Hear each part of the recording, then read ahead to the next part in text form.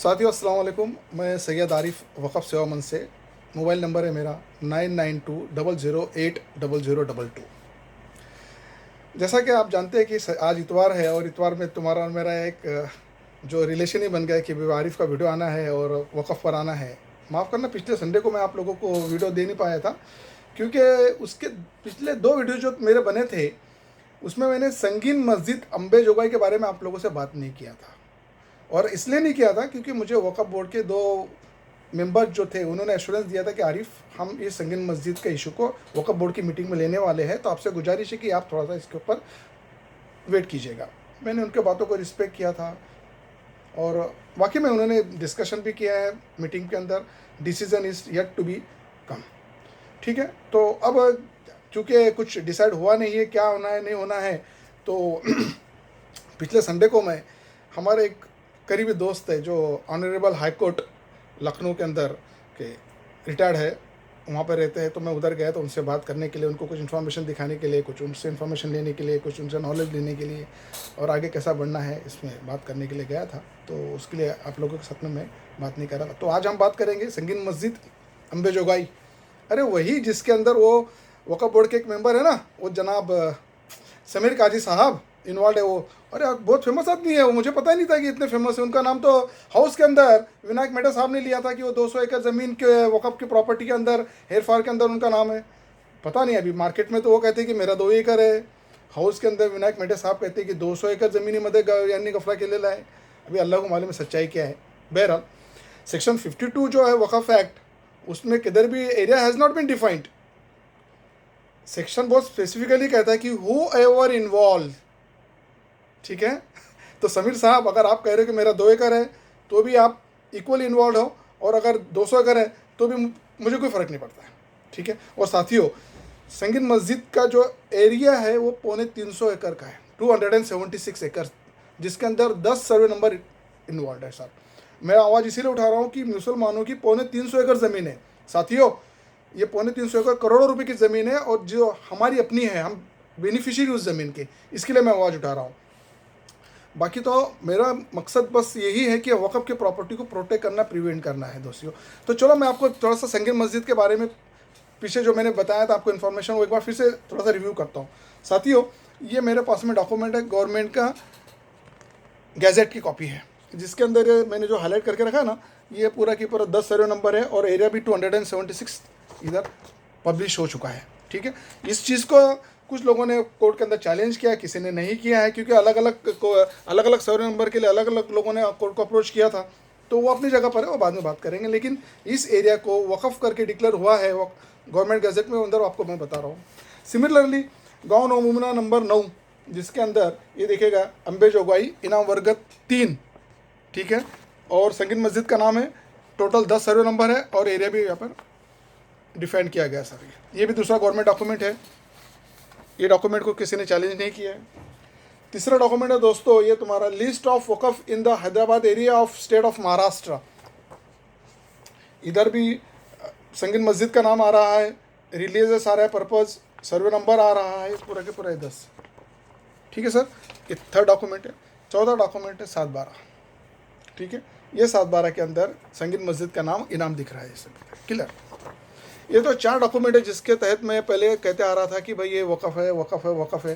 फिर मैंने आपसे बताया था कि अम्बे जोगाई के अंदर एक सूट फाइल हुआ था 190 नंबर, 190 नंबर, 1975 के अंदर। टाइटल था मना सन ऑफ गना शेप, आपको शायद याद होगा। उसके अंदर उन्होंने डिक्लेयर किया था कि property does not belongs to वक़फ़। बहरहाल मैं उसके ऊपर ज़्यादा एम्फसाइज नहीं करता हूँ, लेकिन उसके अंदर जो एक चीज़ आई थी वो चीज़ ये थी कि मंतखब वहाँ पर लाया गया था रिकॉर्ड के ऊपर, वो इम्पोर्टेंट था। वो जो मंतखब की कॉपी थी वो बहुत इंपॉर्टेंट थी, उसके बारे में मैं डिस्कशन आगे करने वाला हूँ। तो ये सूट वहाँ पे डिसाइड हुआ था और property does not belongs to वक़फ़ फाइल हुआ, कंफर्म हुआ। बाद में अपील हुई, अपील भी डिसमिस हुई, डिक्लेयर हुआ कि property does not belongs to वक़फ़, और हाईकोर्ट में भी मैटर पेंडिंग है, वो आप जानते हैं। सिमिलरली बाद में ट्रिब्यूनल के अंदर एक फाइल हुआ था सूट नंबर 57 2011 के अंदर, जिसके अंदर वही अपने ये तुम्हारा जो पार्टी थी 11 नंबर था, CEO वक़फ़ के CEO अपने, ठीक है। 12 नंबर समीर गुलाम नबी काजी और 13 नंबर पे था अतुल सन ऑफ मनसुख लाल संघानी, ठीक है दोस्तों। इसके अंदर जब ये सूट डिसाइड हुआ ना, तो ऑनरेबल जज साहब ने क्या मेंशन किया था मैं आपको बताता हूँ। इन्होंने लिखा था the parties have not produce the copy of मंतखब number 1570 and therefore we have no opportunity to assess the basic document in order to find out the nature of इनाम।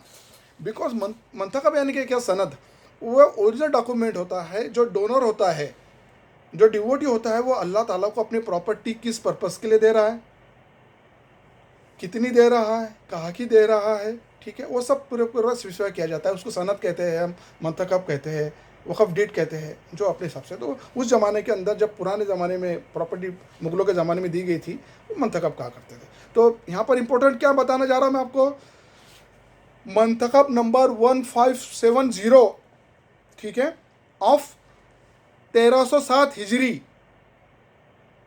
1570 1307 हिजरी की जो मंतखब है ना, जो हमारे जज साहब कह रहे कि मेरे सामने प्रोड्यूस नहीं किया गया, ये मंतखब है, ठीक है। कहने का मतलब ये है कि ये लोग कहाँ घूम रहे हैं, मंतखब 1570 ऑफ 1307, ठीक है। अब मैं इसको आपको इसके पीछे लेके जाऊंगा दोस्तों, जो आज का मेरा इंपॉर्टेंट है इशू है, ठीक है। उसके पहले मैं आपको बताऊंगा कि इसी से रिलेटेड, संगीन मस्जिद से रिलेटेड 2020 के अंदर हमारे जो रीजनल ऑफिसर थे, उन्होंने एक लेटर इशू किया था, लोकल पुलिस ऑफिसर को दिया था, सीनियर ऑफिसर को एफआईआर दर्ज कराने के लिए तहसीलदार को दिया था। वो लेटर का भी अभी तक कुछ हुआ नहीं है। सिमिलरली 25 जनवरी 2022 को हमारे सीओ साहब ने लेटर लिखा था हमारे रीजनल ऑफिसर को कि आप एफआईआर करो, उसके ऊपर भी कुछ नहीं हुआ है। इसके ऊपर मैं बाद में बात करूँगा। आपसे मैंने पिछले वीडियो में एक वादा किया था कि मेरे पास में 2 एक्के है, याद है आपको। और पिछले संडे को मैं कहीं गया था, जैसा मैंने आपको पहले मेंशन किया था, वो तीसरा एक्का, तो 3 एक्के मेरे पास में आ गए दोस्तों, ठीक है। तो ये मेरा जो पहला एक्का है, वो निकालने के पहले मैं कुछ कहना चाह रहा था। आग लगाने वालों को क्या खबर, आग लगाने वालों को क्या खबर, रुख हवा का बदला तो खाक वो भी होंगे। टेंशन ले लेने का, ठीक है। चलो बात करते हैं एक्का नंबर 1 दोस्तों। मेरे पास में अभी आपको पता है कि भाई मंतखब रिकॉर्ड पे कौन सा था, 1307 का, ठीक है। नाउ ये जो उर्दू के डॉक्यूमेंट है मेरे पास में, ठीक है, ये डॉक्यूमेंट मेरे पास में आए हैं एक बहुत अच्छे सोर्स से आए हैं, जो मैंने आपको बताया था कि मैं कहीं गया था। इसका मराठी का ट्रांसलेशन हुआ है, मिस्टर अंसारी साहब ने किया विद द एफिडेविट। उनकी एफिडेविट पे उन्होंने लिखा है 26 जुलाई 2018 को। उनका नाम है मिस्टर अंसारी अब्दुल रशीद, ये साहब का ये एफिडेविट है। इन्होंने मेंशन करके कहा है कि भाई जो मैंने ट्रांसलेट करके दिया है ट्रू एंड करेक्ट है, ठीक है, otherwise he is held responsible for this particular translation. तो let us talk about this particular thing. अच्छा दोस्तों, ये जो चीज़ है ना उर्दू में जो मेरे पास में है, ये कोई मंतखब की कॉपी नहीं है। ये उस जमाने के अंदर एक ऑर्डर, एक केस फाइल हुआ था 1312 के अंदर, ठीक है। 1312 के अंदर जो केस फाइल हुआ था, डेट फाइल कब हुआ था मैं बताऊं आपको, 6 आबाद 6 आबान 1312 फसली के अंदर हुआ था। इसको डिसाइड करने वालों का नाम था, इसको डिसाइड करने वाले जो हजरत थे उनका नाम था नवाब मुकद्दर जंग बहादुर साहब। इन्होंने डिसाइड किया था इसको 25 रजब 1312 के अंदर, ठीक है सर। तो एक केस है, ये केस के डॉक्यूमेंट्स मेरे पास आए हैं। वो केस के अंदर जो इम्पोर्टेंट चीज़ है वो आपको मैं बताना जा रहा हूँ, वही मेरा एक्का नंबर 1 है। मैं ज़रा तवज्जो चाहूँगा आप लोगों से। ये जो ट्रांसलेशन है इसका पेज नंबर है 9, ठीक है। उसके अंदर सेकंड लास्ट पैरा है जो मैं आपको पढ़ के बता रहा हूँ, मराठी के अंदर है, ठीक है। टोटल 269 एकर 35 गुंठे जमीन याबाबत 3 चावर जमीन पैकी, ठीक है दोस्तों, क्या कह रहे हैं ये, टोटल 3 चावर जमीन पैकी 2 चावर जमीन काजीपणाच्या सेवेबाबत। Total area is how much, 269 acre and 35 गुंठा। वो जो 3 चावर जमीन जो है उसमें से 2/3 जमीन जो है काजीपणाच्या सेवेसाठी सन 1238 हिजरी प्रमाणे, ठीक आहे, आणि 1 चावर जमीन सशर्त सेवा संगीन मस्जिद अंबेजोगाई येथील सेवा करण्यासाठी सशर्त म्हणून देण्यात आलेली आहे. माने के क्या, ये जो मंतखब बता रहे हैं ना 1540 का जो है मंतखब, 1307 के अंदर का मंतखब, नो, वो सही नहीं है.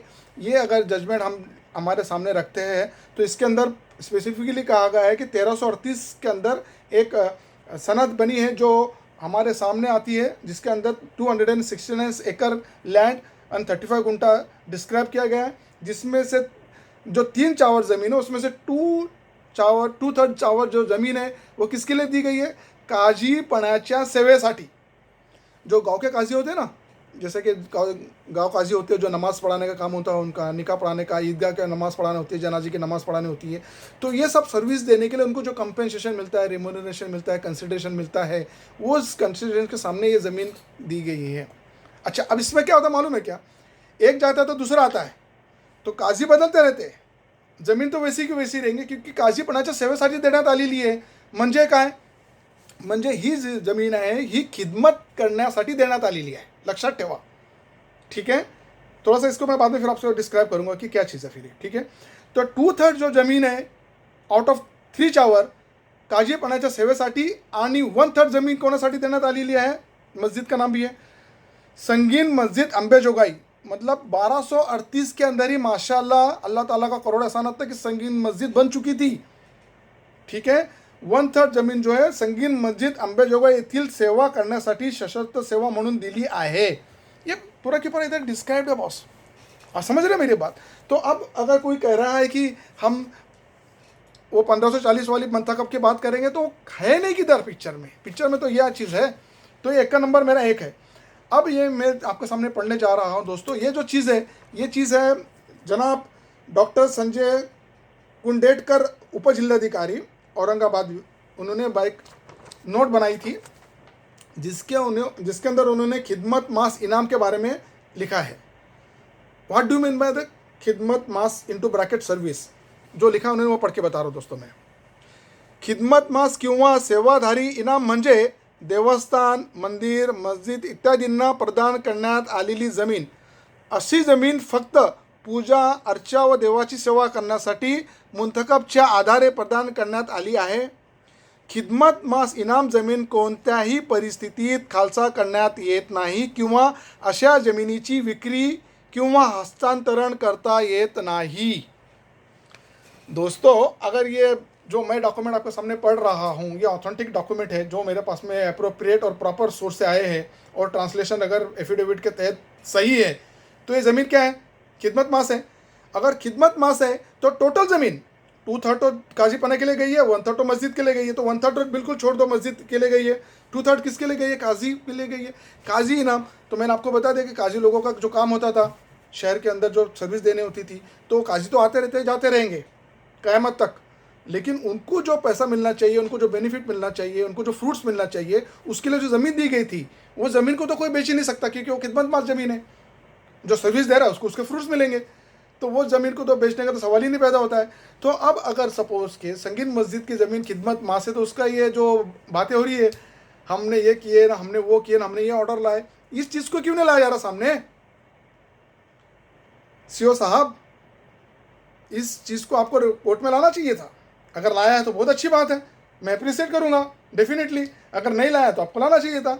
अब मेंबर साहब ने भी मतलब पता नहीं देखा है कि नहीं देखा है, मुझे तो मालूम नहीं है, लेकिन मैं इस चीज़ को ज़रूर लाऊंगा इंशाल्लाह ताला. दोस्तों, आप लोगों को एक चीज़ बताना चाहूँगा.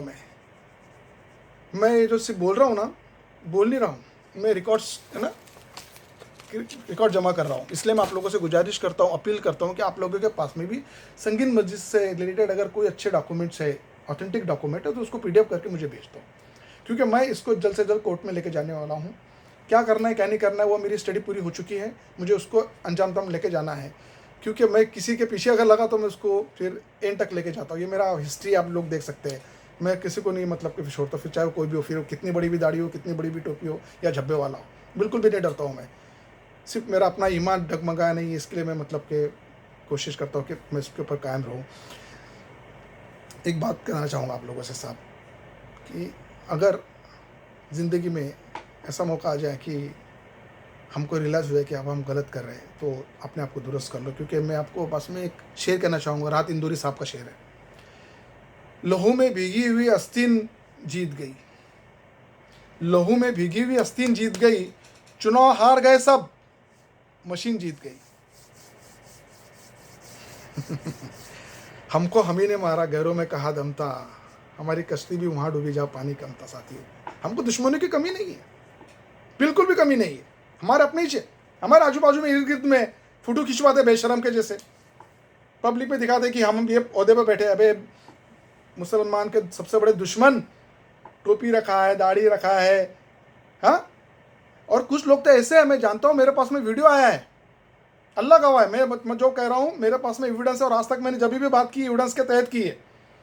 कुछ मौलाना ऐसे हैं जो अपने चेहरे के ऊपर है ना नकाब लगा के रखे, फेशियल करते हैं वो 25,000 50,000 का, और जिस शहर में रहते हैं उस शहर में नहीं करते, दूसरे शहर में जाके कर आते ताकि लोगों को पता ना चले। किसको तुम बेवकूफ़ बना रहे हो यार, किसके साथ में खेल रहे हो? हाँ, ये वक़फ़ की ज़मीन अल्लाह की ज़मीन है, इसका कोई हिसाब किताब नहीं, डायरेक्ट कब्र के अंदर। और सैयद आरिफ जो है ना, एटीट्यूड पे जीने वाला आदमी है साहब, बिल्कुल डरता नहीं है, किसी से डरने का तो सवाल ही नहीं पैदा, किसी के बाप से नहीं डरता हूँ मैं तो। तुमको एक वाक्य बताता हूँ मैं, जंगल का राजा अगर डिसाइड करने का है तो ताकत पर अगर डिसाइड करने का होता है ना दोस्तों, तो हाथी होता है ना। हाथी की बड़ी ताकत किसी के पास में नहीं। ऊंचाई के ऊपर अगर होता तो जिराफ के ऊपर, क्योंकि जिराफ की बहुत हाइट है। लेकिन शेर ही क्यों राजा बनता है मालूम है? जंगल का एटीट्यूड। सिवा अल्लाह के सैयद आरिफ किसी के सामने नहीं झुकेगा, ना ही बिकेगा, ना ही डरेगा। जो होना है देखा जाएगा इंशाअल्लाह ताला। नारे तकबीर, अल्लाहू अकबर। दोस्तों, इतना बोलते हुए मैं आप लोगों से विदा लेता हूँ। आप लोगों से गुजारिश करता हूँ कि आप अपने फैमिली का ख्याल रखें, आप अपने लिए और मेरे लिए दुआ करें। इसी में आप लोगों से उम्मीद करता हूँ और विदा लेता हूँ। फ़ी अमानिल्लाह। To take care of yourself.